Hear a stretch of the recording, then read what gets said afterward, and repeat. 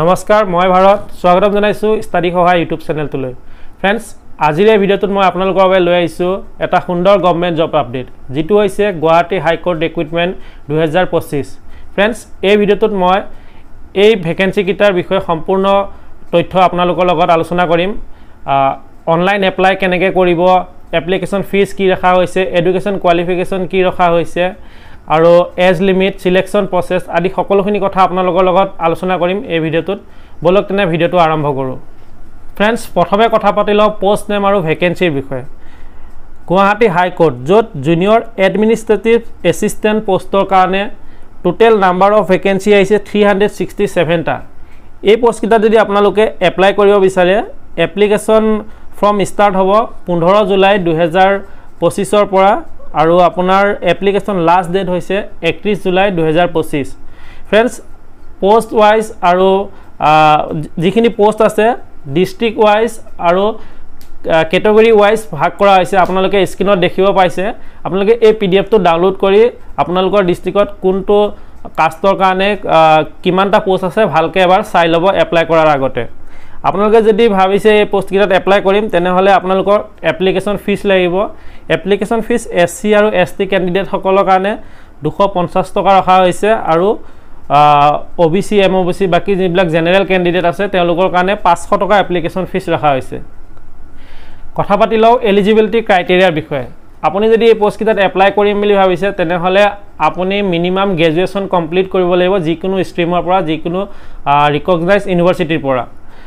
আৰু আপোনাৰ লগতে থাকিব লাগিব মিনিমাম 3 মাহৰ কম্পিউটাৰ সাৰ্টিফিকেট তেতিয়া হলে আপুনি এই পোষ্ট কিটাত এপ্লাই কৰিব পাৰিব এজ লিমিট ৰখা হৈছে ইয়াত 18 ৰ পৰা 40 বছৰ জেনাৰেল ক্যান্ডিডেট সকলৰ কাৰণে বাকি এসসি আৰু এসটি ওবিসি তেওঁলোকৰ এজ ৰিলেক্সেশন দিয়া হ'ব ওবিসি এমওবিসি সকলক 3 বছৰ এসসি এসটি সকলক 5 বছৰ আৰু পিডব্লিউডি ক্যান্ডিডেট সকলক 10 বছৰৰ এজ ৰিলেক্সেশন দিয়া হ'ব কথা পাতো সিলেকশন প্ৰসেছৰ বিষয়ে ফ্ৰেন্ডছ ইয়াত টোটাল 3টা স্টেজ থাকিব ফাৰ্স্ট স্টেজত আপোনাৰ হ'ব ৰিটেন এক্সামিনেশন যেটো ওএমআৰ বেস হ'ব 120 নম্বৰৰ আহিব 120 নম্বৰত আপোনাৰ জেনাৰেল ইংলিশৰ থাকিব 50টা কোৱেশ্চন জেনাৰেল নলেজ আৰু কম্পিউটাৰ নলেজৰ থাকিব 30টা কোৱেশ্চন জেনাৰেল এপ্টিটিউডত থাকিব 20টা কোৱেশ্চন টোটাল 100 মাৰ্কস হ'ব এই 100 মাৰ্কসৰ কাৰণে এটা কোৱেশ্চনত 1 নম্বৰ গৈ থাকিব আৰু যদি আপুনি নেগেটিভ কৰে কোনোবা এটা কোৱেশ্চন ভুল কৰে তেনে হলে 0.25 মাৰ্ক আপোনাৰ কাটি দিয়া হ'ব তাৰ পিছত হ'ব official language state of Assam Assamese ল্যাঙ্গুৱেজৰ 20টা কোৱেশ্চন আহিব হেকিটা আপোনাৰ কোৱালিফাইং হ'ব হেকিটা আপোনাৰ কাট অফত যোগ নহয় 20 নম্বৰৰ ভিতৰত মিনিমাম আপুনি 8 মাৰ্কস মানে 40% মাৰ্কস পাব লাগিব এটো সাবজেক্ট কোৱালিফাই কৰিবৰ কাৰণে তাৰ পিছত স্টেজ 1 আপুনি পাস কৰিলে স্টেজ 2 যদি যায় আপোনাৰ হ'ব কম্পিউটাৰ স্কিল টেষ্ট স্টেজ 2 কাৰণে 1:5 ক্যান্ডিডেট সিলেক্ট হ'ব মানে এটা পোষ্টৰ এগেইনষ্টত 5 জনকৈ ক্যান্ডিডেট স্টেজ 2 কাৰণে সিলেকশন হ'ব যত আপোনাৰ কম্পিউটাৰ টেষ্ট হ'ব কম্পিউটাৰ টাইপিং টেষ্ট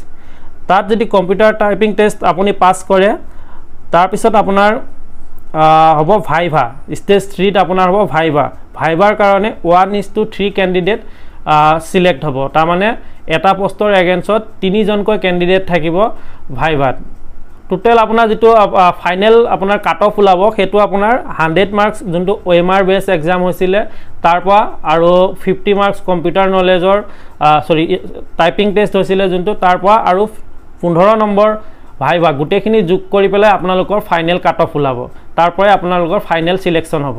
যদি আপোনালোকৰ সিলেকশন হৈ যায় তেতিয়া আপোনালোকে কিমান স্যালাৰি পাব ফ্ৰেন্ডছ আপোনালোকৰ যদি সিলেকশন হৈ যায় এই পোষ্ট কিটাত তেতিয়া আপোনালোকৰ স্যালাৰি থাকিব 14000 পৰা স্টাৰ্ট কৰি 70000 মানে 70000 ৰ ভিতৰত ফ্ৰেন্ডছ যেতিয়া অনলাইন এপ্লাই স্টাৰ্ট হৈ যাব তেতিয়া মই আপোনালোকক স্টেপ বাই স্টেপ প্ৰসেছটো দেখাই দিম কেনেকৈ অনলাইন এপ্লাই কৰিব লাগিব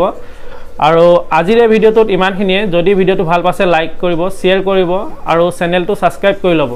লগ পাম নতুন এটা ভিডিঅ'ত তেতিয়ালৈকে জয় হিন্দ